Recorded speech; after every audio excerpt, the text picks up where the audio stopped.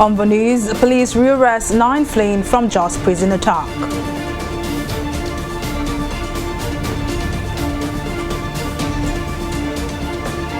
The federal government lifts ban on Emirates airline 10 months after placing restrictions.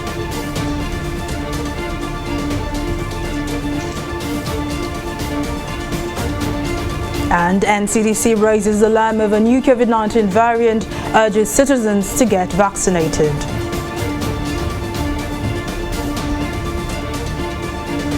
Glad to have you join us on News Now. I am Mary Kanu. The Plateau State Command says it has rearrested 9 inmates who escaped from the medium security custodial center in Jos, the Plateau State capital. The police public relations officer in the state, Ubar Ogaba, confirmed the rearrest of the inmates while briefing reporters on Monday. Ogaba revealed that the Commissioner of Police in Plateau, Bartolomeo Onyeka, led a reinforcement to the scene of the incident. He added that policemen and other security personnel are currently on the ground to effectively ensure that the escapees did not perpetrate their evil acts. Meanwhile, the State Command of Nigerian Correctional Service says it has begun conducting a head count to ascertain the number of inmates that escaped from the Jos Correctional Center following the attack on Sunday.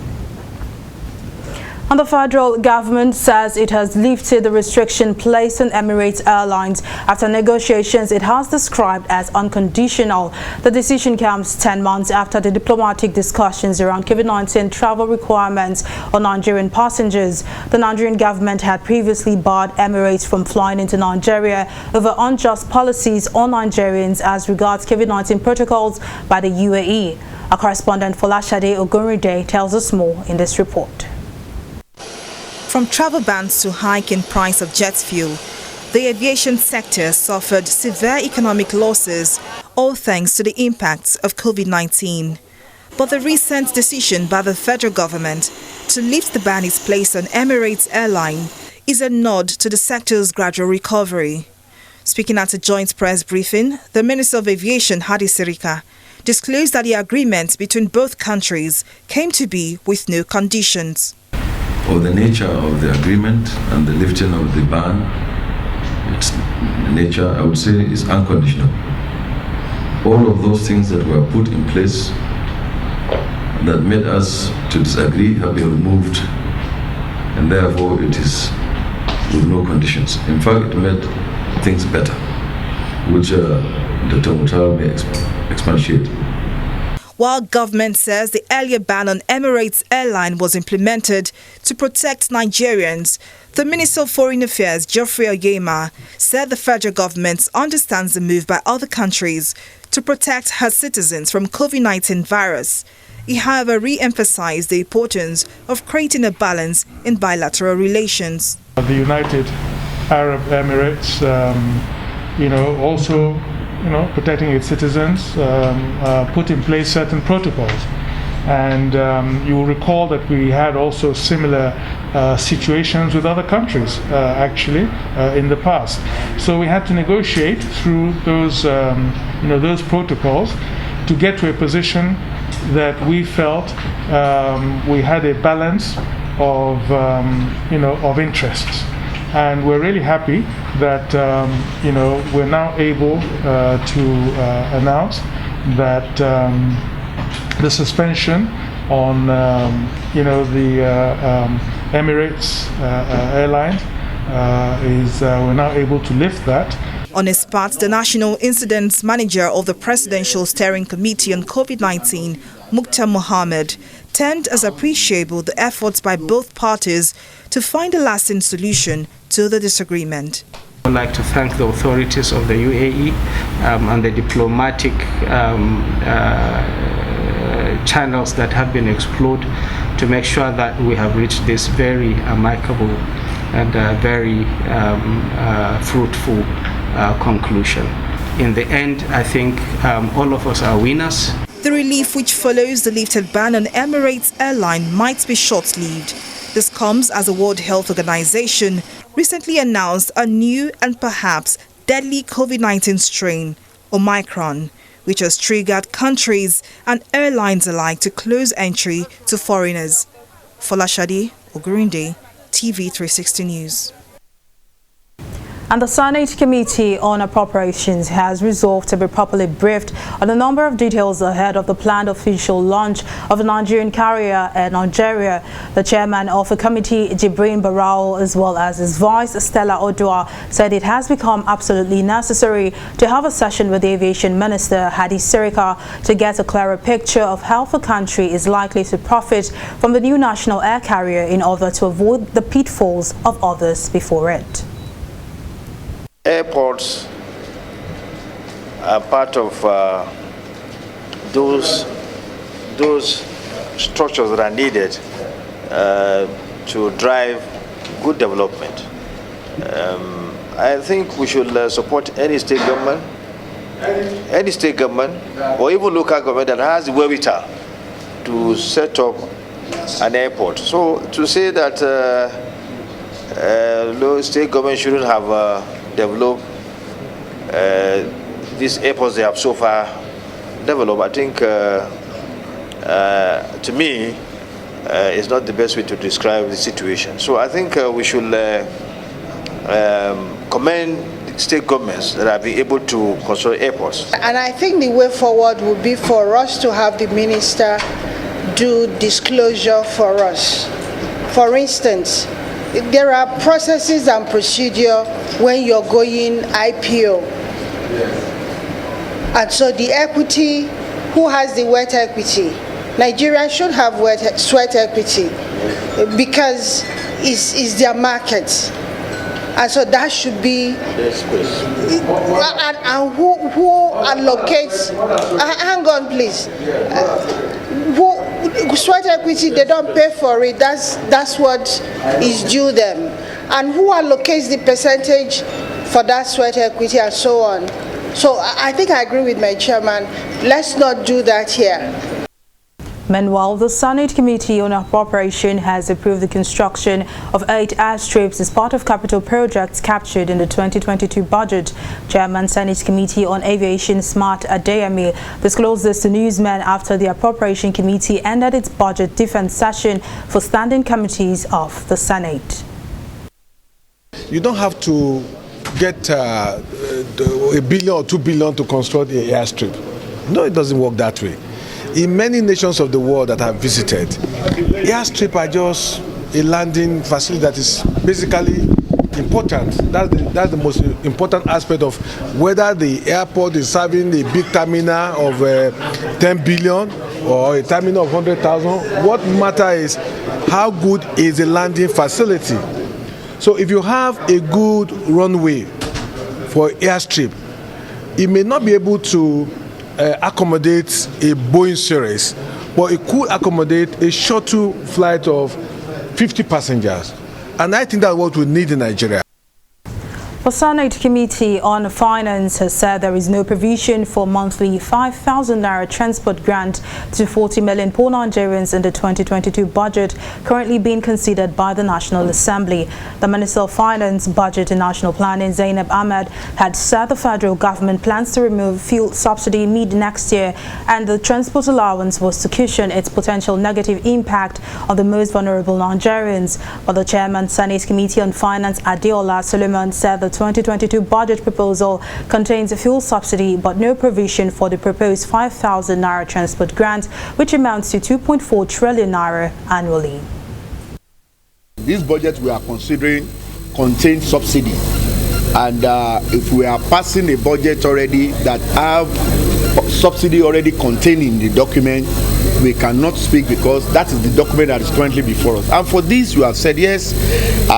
Some quarter says the Honorable Minister of Finance, Budget and Finance was quoted saying that 40 million Nigeria will be paid $5,000 and 5,000 naira as transportation allowance in lieu of the fuel subsidy.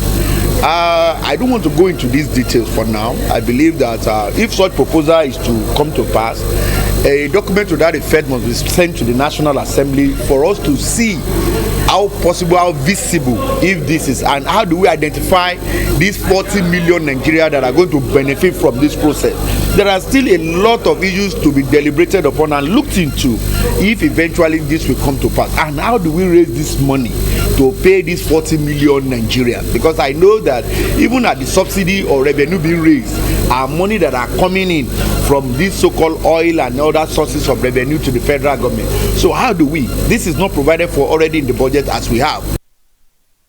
And the Federal Ministry of Health has launched 3 newborn guidelines and training manuals to reduce the current child mortality rate recorded across the country.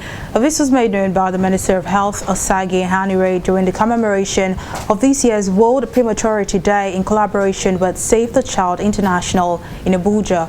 According to the minister, the new guidelines will set additional standards for newborn care in the country. Our correspondent Aniete Patrick has the details in this next report.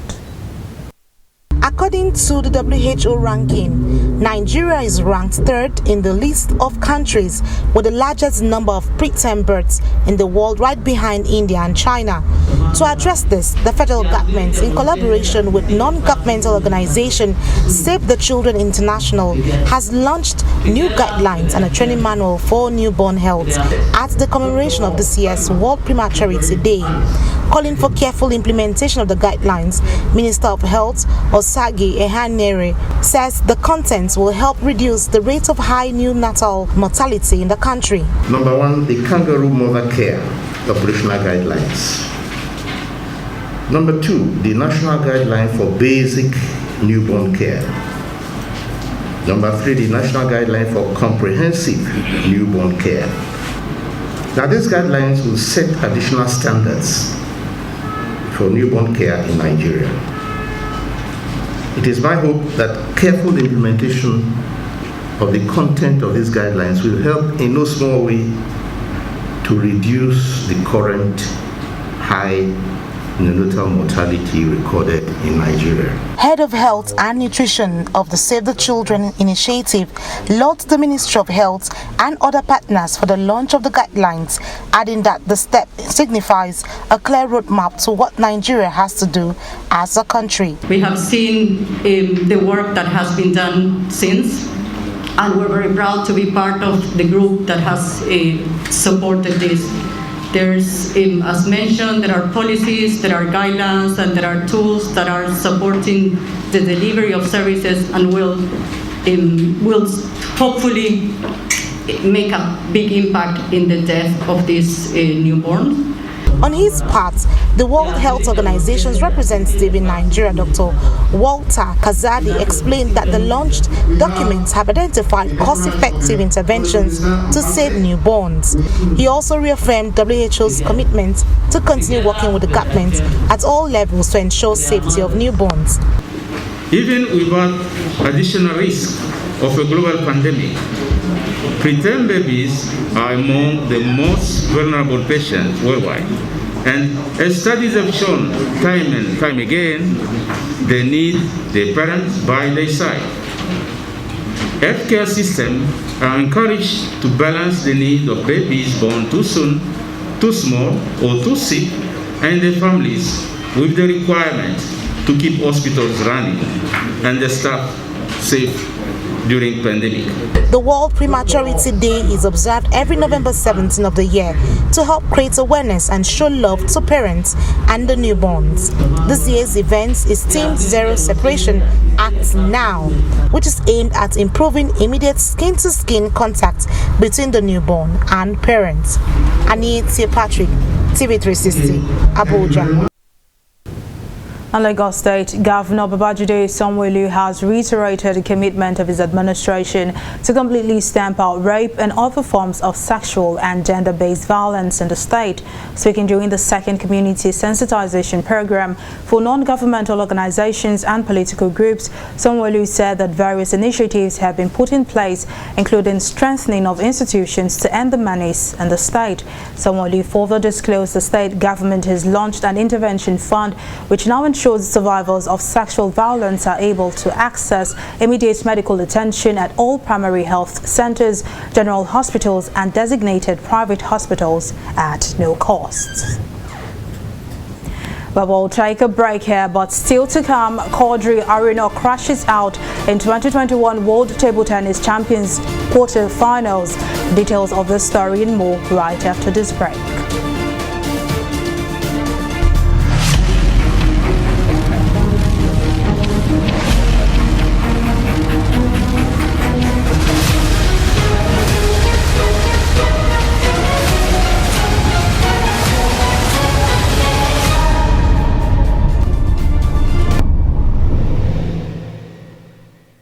the last 3 years, we have built a multi-purpose center, which is the envy of all in our constituency.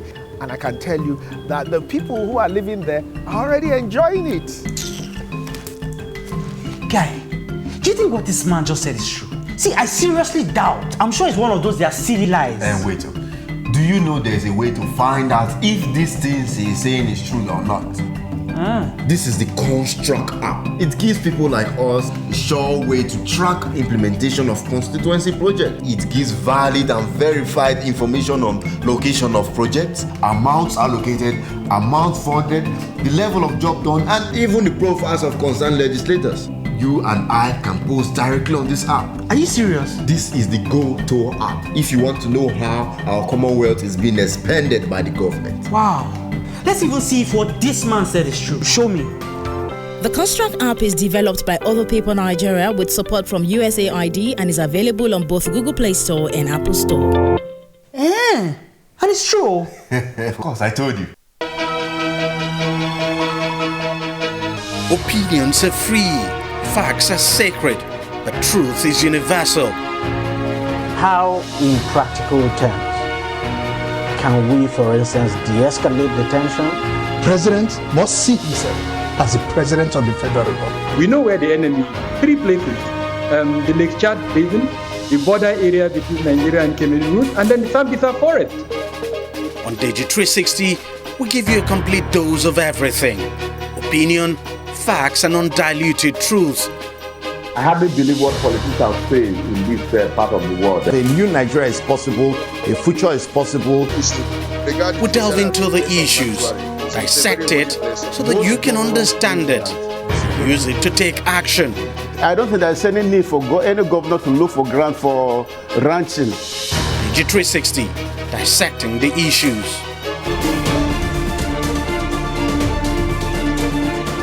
Welcome back. As a recap of our top stories tonight, the Plateau State Command says it has rearrested 9 inmates who escaped from the medium security custodial center in just the Plateau State capital.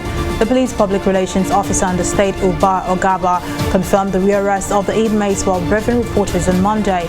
Ogaba further revealed that the Commissioner of Police in Plateau, Bartolomeo Onyeka, led the reinforcement to the scene of the incident.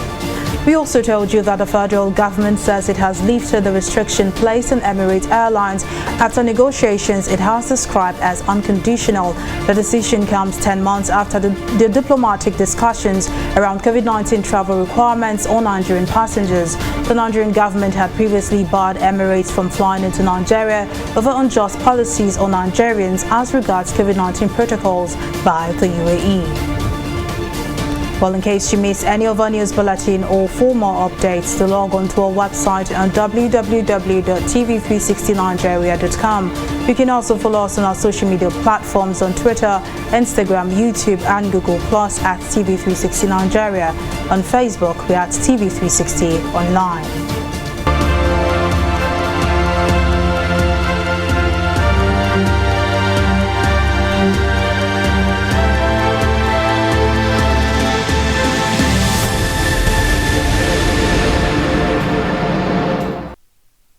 And the Nigeria Center for Disease Control, NCDC, says it is monitoring emerging evidence on the new COVID-19 variant Omicron, which was first recently identified in South Africa.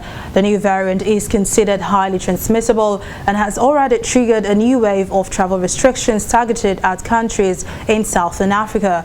However, the NCDC, in a statement signed by its Director General Ifedayo Adetifa, said fears about the variant's ability to evade protective immune responses and its being vaccine resistant are only theoretical so far, while noting that the World Health Organization and researchers across the world are working at speed to gain understanding of the likely impact of this variant. The NCDC urged Nigerians to take necessary precautions. Well, joining me now to discuss this further is Chairman Chidikon Medical Center, Philip Njemaze. Thank you for joining us on News Now. Now, the World Health Organization recently announced the new Omicron variant, but while it says studies are still ongoing on the level of danger this new variant poses, how worried should we be? Well, this is a very... the fast developing event. We're still to get more information on what really the South Africans identified. But we really know that there are so many mutations of this virus. Every 14 days, there is a mutation of this virus to a substantial level that the genetic sequences change. So this variant might just be one of those mutations and might not be clinically relevant, as the South Africans are now underscoring that it is not more virulent. At least the clinical presentations are even mild symptoms. So I think the panic is not warranted, and the knee-jerk reaction with travel bans is not warranted, because we really know that there are mutations and different variants of this virus occurring every 14 days.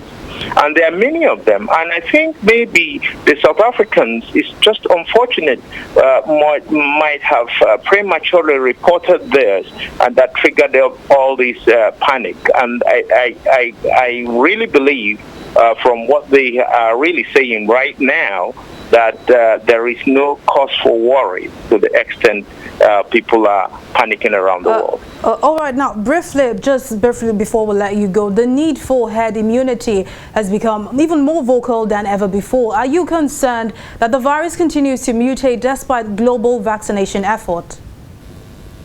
Yeah, well, actually, the best herd immunity, the real herd immunity, is the natural immunity to the whole virus. So that when you have had any contact, maybe not even suffering a disease, but if you have had any contact with the virus and you develop some immunity, that natural immunity is very complete. And I do not have any problem with the fact that many Nigerians and even across West Africa have had some contact with this, with the entire family of coronaviruses that have spike protein, and we know that we have already pre-existing level of immunity to this virus, and I don't think that even the mutating variants will make any difference with our very low prevalence of the disease right now. Chairman at Chidikon Medical Center, Philip Njamanzi, thank you very much for your contributions. But we'll take a break here, and when we return, we'll bring you business updates. Do stay with us.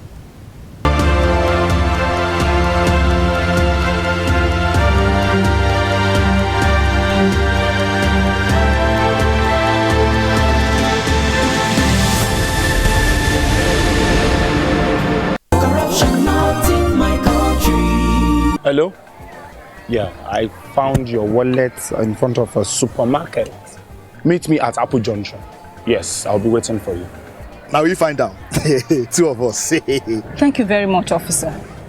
You know, it's surprising that men like you still exist in the police force. Yes, so... Oh, yes. This is just a token of my appreciation. Oh, no, you don't need to do this. We are only doing our job. Thank you very much. God bless you. You're welcome. Now I know police is really my friend. Yes.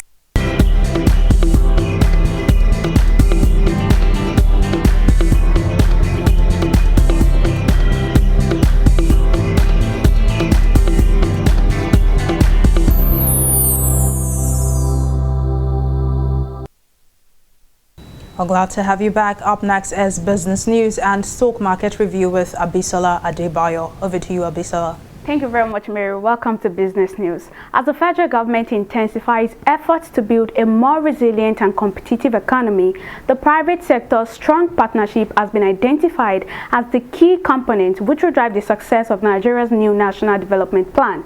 Vice President Yemi Osinbajo made this known at the 2021 Presidential Policy Dialogue of the Lagos Chamber of Commerce and Industry, while highlighting the importance of the private sector in driving Nigeria's economy on the path of sustainable growth. The Vice President maintained that the collaboration between the government and the private sector will promote productivity and value addition, moving the country away from the despair of managing limited resources to producing and creating more in a sustainable manner.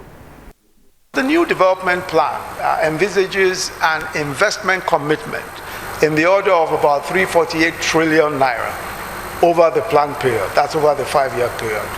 And of course, of that portion, government is expected to come up with about 49.7 trillion, roughly about 14%, while the private sector is expected to invest 298 trillion, or about 86%.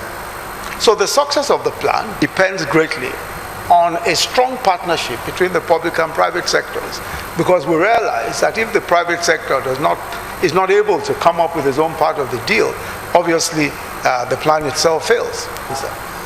This government has always emphasized that the private sector has a key role to play in our efforts to build a more resilient and competitive economy.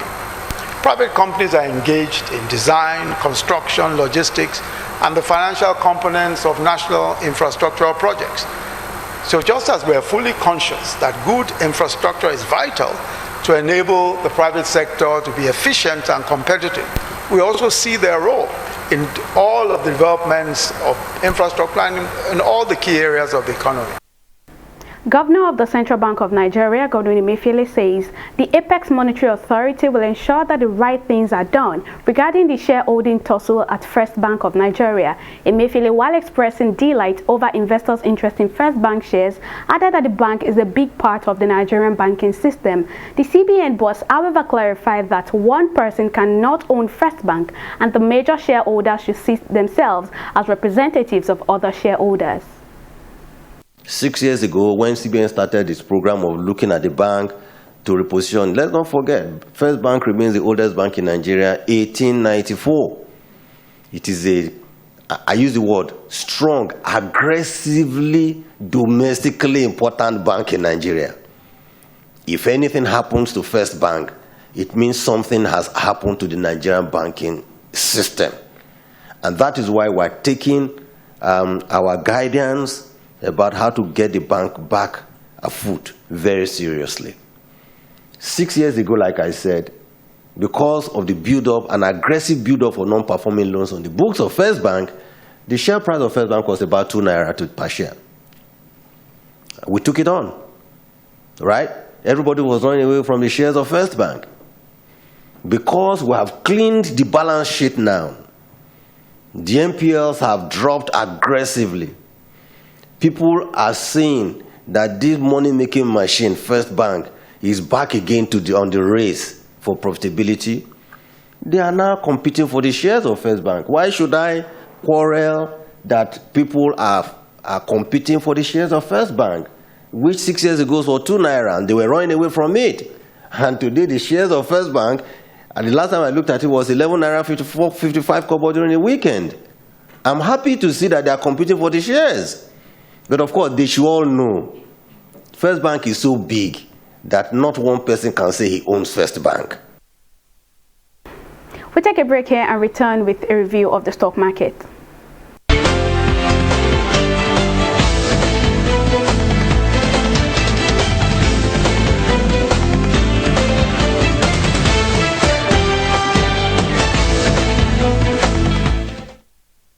The Nigerian stock market started the week on a negative note, leaving investors with 28 billion naira loss at the close of trading.